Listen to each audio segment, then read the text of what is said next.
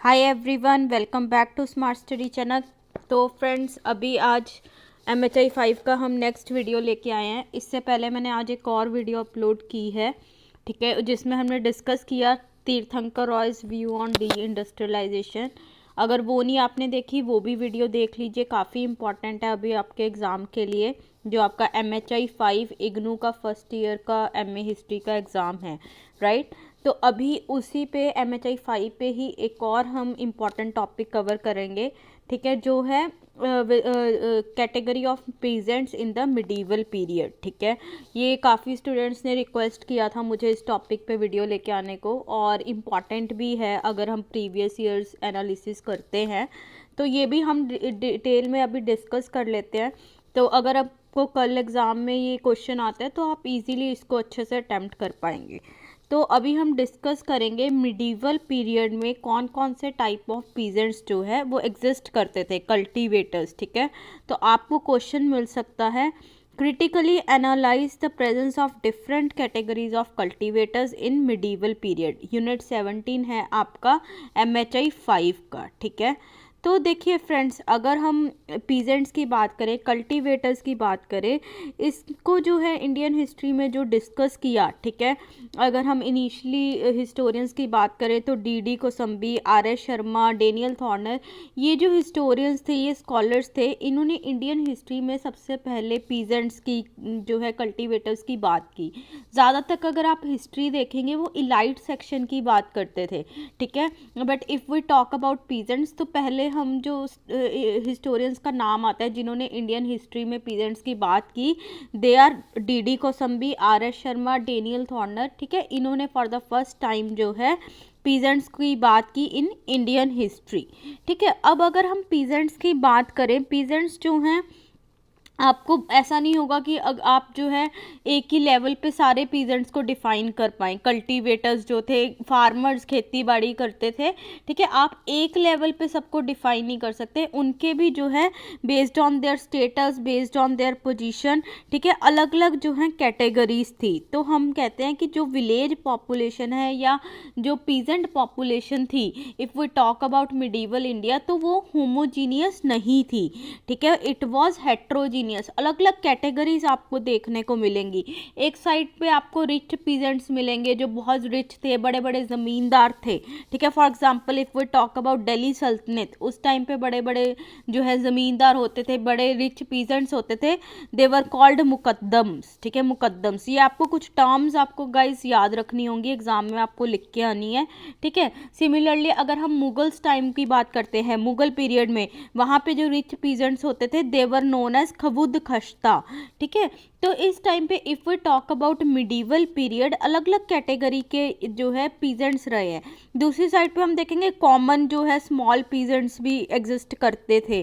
तो अब अगर बेसिकली हम मेजर टाइप्स ऑफ पीजेंट्स की बात करें, कौन कौन से आपको जो है अपने माइंड में रखने हैं, फर्स्ट यहाँ पे आता है खवुद खश्ता, जो कि रिच पीजेंट्स थे। ठीक है, देन पाही, पाही जो कि मतलब अपनी जो उनका विलेज वगैरह था वहाँ पे वो कल्टीवेट नहीं करते थे, वो माइग्रेंट्स होते थे टू सम अदर विलेज, वहाँ पे जाके वो जो है फार्मिंग करते थे। Similarly if it then next type is मुजारिन। ठीक है, मुजारिन जो थे वो मतलब इतने बड़े जो है पीजेंट्स नहीं थे। ठीक है, वो टीनेंट्स वगैरह की तरह किसी और की ज़मीन पे उनको जो है कुछ इन रिटर्न प्रोवाइड करके जो है खेती बाड़ी करते थे, उनके पास खुद की ज़मीन नहीं होती थी। ठीक है, देन उसके बाद आता है हाली। ठीक है, हाली जो है बेसिकली एग्रीकल्चरल लेबरर्स होते थे।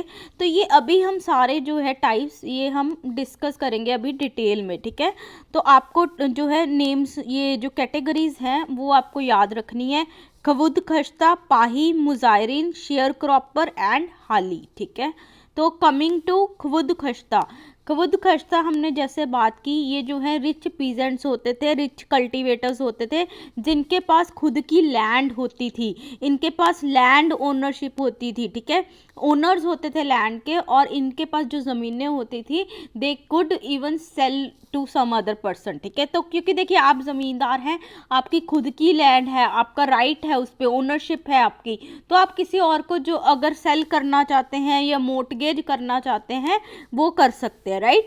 तो खवुद खश्ता ऐसे ही पीजेंट्स थे और ये जनरली अपर कास्ट के होते थे, रिच होते थे, और फिर ये जो है अपने फील्ड्स पे कल्टीवेशन करने के लिए लेबरर्स को जो है एम्प्लॉय कर लेते थे, लेबरर्स लगा लेते थे। खुद क्यों करेंगे, इतना पैसा वैसा है, ज़मीनें हैं, तो ये काइंड ऑफ ज़मींदार होते थे जो कि लेबर को एम्प्लॉय करते थे अपनी फील्ड्स पे कल्टीवेशन करने के लिए, ठीक है।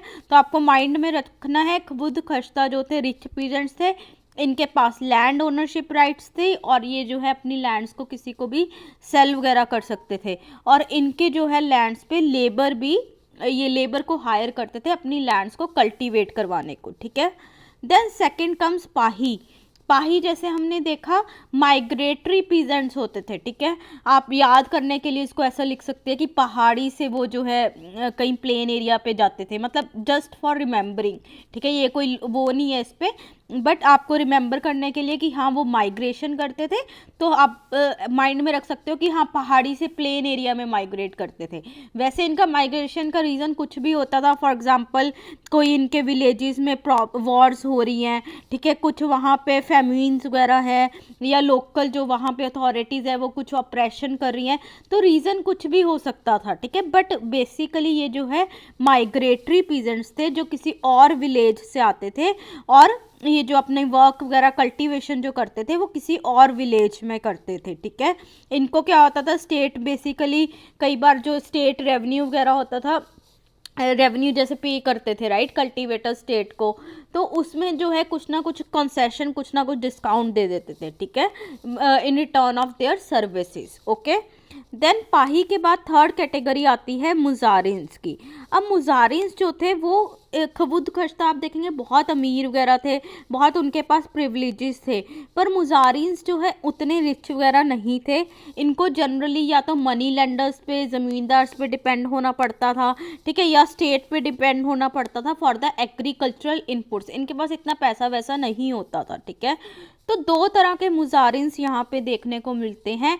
एक थे स्टेट टेनेंट्स, ठीक है, स्टेट टेनेंट्स जो कि स्टेट के अकॉर्डिंग जो स्टेट लैंड वगैरह देती थी, कोई जैसे देखिए लैंड, अब एक तो स्टेट जो है खवुद खश्ता को देती थी, रिच पीजेंट्स को देती थी फॉर द कल्टीवेशन, ठीक है, क्योंकि उनके पास अच्छा खासा पैसा भी होता था, वो लैंड को अच्छी तरह से कल्टीवेट करवा सकते थे, राइट, ठीक है, प्रोडक्शन अच्छी हो सकती थी।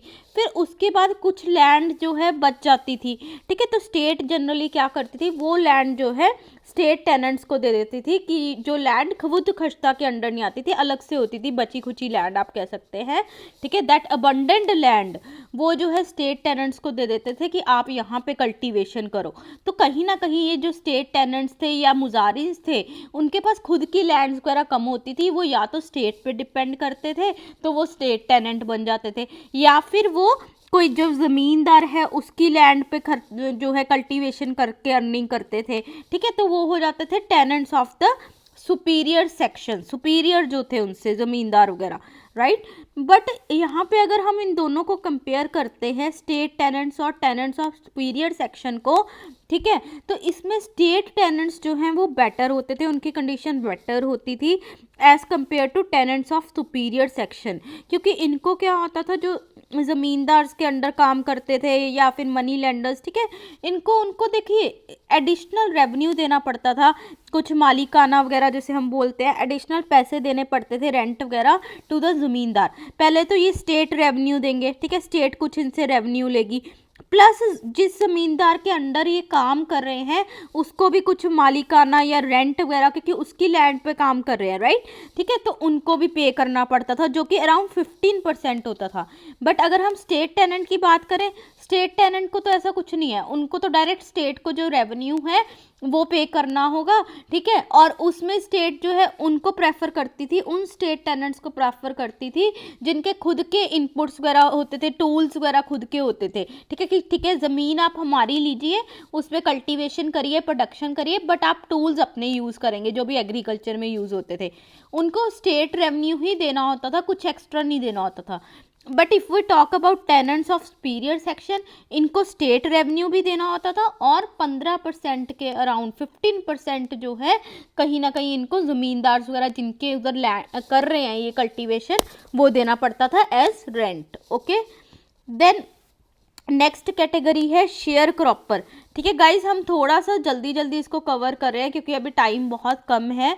मेरा जस्ट ये पर्पज़ है कि आपका एक और टॉपिक रिवाइज हो जाए। ठीक है, अगर आपको लग रहा है कि मैं थोड़ा फास्ट चल रही हूँ तो आप थोड़ा वीडियो की स्पीड स्लो करके भी देख सकते हैं। ठीक है, तो नेक्स्ट कैटेगरी आती है गाइज यहाँ पे शेयर क्रॉपर की। शेयर क्रॉपर बेसिकली क्या होते थे कि जिनके पास खुद इतनी ज़्यादा जो है एबिलिटी नहीं होती थी कि वो कल्टीवेशन करके प्रॉपर जो है प्रोडक्शन कर सके, उनकी उतने रिसोर्सेज ज़्यादा मतलब अच्छे रिसोर्सेज नहीं होते थे। ठीक है, तो अगर हम शेयर वो फिर 2-3 जने जो है मिलके जॉइंटली जो है कल्टीवेशन का पूरा प्रोसेस करते थे, एग्रीकल्चर करते थे।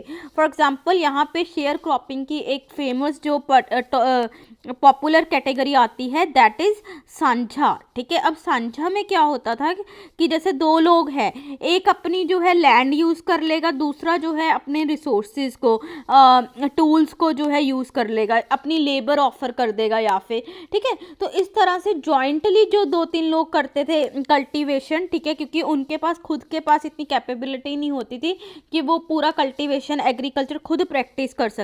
ठीक है, तो एक होता था कि अपनी इन्वेस्टमेंट दे दी, रिसोर्सेज दे दिए, लैंड दे दी। ठीक है, दूसरा अपनी लेबर देता था। उस तरह से जो है को जॉइंटली जो है पीजेंट्स काम करते थे। ठीक है, जिधर जो है उनके पास एबिलिटी नहीं थी खुद से पूरा जो है कल्टीवेशन का प्रोसेस करने के लिए। So that is share cropping. ठीक है, इसकी एक पर्टिकुलर जो फेमस टाइप है दैट इज सांझा। ठीक है, सांझा में क्या है कि एक साइड पे एक बंदा जो है अपनी इन्वेस्टमेंट देगा, रिसोर्सेज देगा। ठीक है, दूसरी साइड पे दूसरा बंदा जो है लेबर प्रोवाइड करेगा। ठीक है, then next last comes agricultural labourers और हाली। This is very important. ये जो कॉमन लेबरर्स होते थे, ठीक है, जैसे हमने अभी किया कि खबुद खश्ता जो थे रिच ज़मींदार, वो एग्रीकल्चरल लेबरर्स को हायर कर लेते थे for the cultivation of their fields, right. ठीक है, तो ये कौन होते थे? हाली होते थे। कई बार क्या होता था, इनको पूरे विलेज कम्युनिटी जो है कॉमन फॉर द विलेज जो है हालीज को हायर कर लेते थे। फिर वो और भी जो है चीज़ों में लेबर वगैरह प्रोवाइड करते थे बिसाइड्स कल्टीवेशन। ठीक है, और फिर उनको जो है from the like on the behalf of village community उनको जो है कई बार कोई स्मॉल प्लॉट ऑफ लैंड वगैरह दे दिया जाता था कि हाँ आप पूरा विलेज का काम कर रहे हैं, पूरे विलेज की कम्युनिटी की आप जो है आपको सर्विस प्रोवाइड कर रहे हैं, तो उसके बदले में उनको कोई जो है छोटा मोटा लैंड का पीस दे दिया जाता था। ठीक है, for their service to village community. ठीक है, और ये जो हालीज होते थे जनरली ये जो है मतलब जो इसमें आप देखेंगे मिडीवल इंडिया में कास्ट बहुत इंपॉर्टेंट थी। तो जो बड़े बड़े ज़मींदार होते थे जनरली वो राजपूत हो गए, ब्राह्मण्स हो गए, ठीक है, अपर कास्ट के होते थे, तो वो कहीं ना कहीं वो हालीस को जो है लेबरर्स को जो है हायर करते थे और जनरली ये जो है लो कास्ट से बिलोंग करते थे। एंड हमें एविडेंसेस मिले हैं कि फीमेल हालीस भी जो है they were there in the medieval period. ठीक है, फीमेल एग्रीकल्चरल वर्कर्स लेबरर्स भी होती थी और उनको जनरली जो मेल वर्कर्स थे, मेल लेबर थी, उनसे कम पेमेंट की जाती थी। ठीक है, so this is about agricultural labourers called हाली। ठीक है, देन गाइज अब हमने ओवरऑल डिस्कस किया, तो अभी देखिए क्या हुआ over the time if we talk about medieval period. ठीक है, तो ये जो खबुद खश्ता हो रहे थे, रिच जो पीजेंट्स थे, ठीक है, ये ओवर द टाइम और ज़्यादा रिच होने लगे। बहुत ज़्यादा इनइक्वालिटी आ रही थी, इनकी जो लैंड होल्डिंग्स थी, इनके पास जो ज़मीनें थी वो इंक्रीज़ हो रही थी। ठीक है, दूसरी साइड पे जो कॉमन छोटे जो पीजेंट्स थे, ठीक है, जिनका इतना लेवल नहीं था, वो जो है थोड़ा उनका स्टेटस और ज़्यादा डाउनग्रेड हो रहा था, वो और ज़्यादा डिपेंडेंट हो रहे थे। कई बार जो बड़े बड़े ज़मींदार या मनी लेंडर्स होते थे उनके अंडर जो है कर्जे में डूब जाते थे, डेप्ट वगैरह बहुत ज़्यादा हो जाता था। तो काफ़ी ज़्यादा जो है इनइक्वालिटी डिफ्रेंसिएशन देखने को मिली। एक साइड पे ये जो खबुद खश्ता थे, ठीक है, ये बहुत ज़्यादा बहुत ज़्यादा रिच हो रहे थे, रिसोर्सेज थे इनके पास। दूसरी साइड पे जो कॉमन पीजेंट्स थे, रियात था, कॉमन जो पीजेंट्स की कम्युनिटी थी, वो पुअर और डिपेंडेंट हो रही थी ओवर द टाइम टाइम ये कर्जे वगैरह में डूब रहे थे और ज़्यादा पुअर हो रहे थे, ठीक है। एंड स्टेट की भी अगर हम बात करें, स्टेट भी ज़्यादा जो है प्रेफरेंस या फिर आप देखेंगे इंटरेस्ट जो है प्रोटेक्ट करता था ऑफ द रिचर खबुद खश्ता। जो रिच पीजेंट्स थे उनके ही इंटरेस्ट जो है स्टेट ज़्यादा प्रोटेक्ट करता था, बिकॉज स्टेट को क्या था कि इनके पास तो देखिए पैसा है, इनके पास तो एबिलिटी है, ये पैसा वगैरह जो है इन्वेस्टमेंट ज़्यादा कर सकते हैं एग्रीकल्चर में, जिससे एग्रीकल्चरल प्रोडक्शन ज़्यादा होगी, स्टेट का रेवेन्यू भी इंक्रीज होगा। तो इसीलिए जो स्टेट भी थी वो खबुद खश्ता जो रिच पीजेंट्स थे उनके इंटरेस्ट को ज़्यादा प्रोटेक्ट करती थी। इसीलिए अगर हम देखें ऑन द होल, अगर 18th सेंचुरी की बात करें, तब हमें रूरल सोसाइटी जो है उसमें काफ़ी ज़्यादा इनइक्वालिटी देखने को मिलती है, ठीक है। तो फ्रेंड्स ये हमने टॉपिक अभी डिस्कस किया है different type of peasants in medieval world, ठीक है, या फिर मिडीवल इंडिया या फिर 17th 18th सेंचुरी, आपको ऐसा क्वेश्चन आ सकता है, ठीक है। तो ये काफ़ी ज़्यादा इंपॉर्टेंट है, इसको भी एक बार बस आपको टाइप्स याद करनी है, किसका क्या है वो थोड़ा आपको देखना है, ठीक है। तो चलिए ऑल द बेस्ट, दोबारा से अच्छे से आप अपना एग्ज़ाम देना। तो बाय बाय गाइस।